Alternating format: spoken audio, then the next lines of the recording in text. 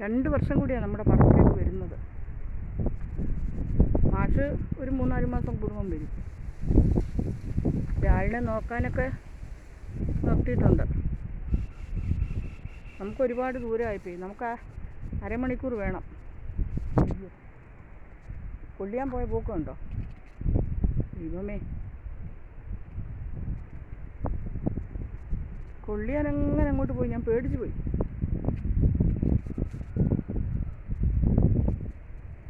അതൊക്കെ തേക്ക് മരങ്ങളാണ്.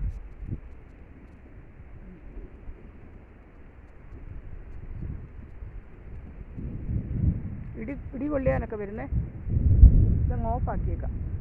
ഒരിക്കലും ഇല്ലാത്ത ഞങ്ങൾ യാത്ര ഇറങ്ങിയപ്പോൾ ഇടി കൊള്ളിയാൻ.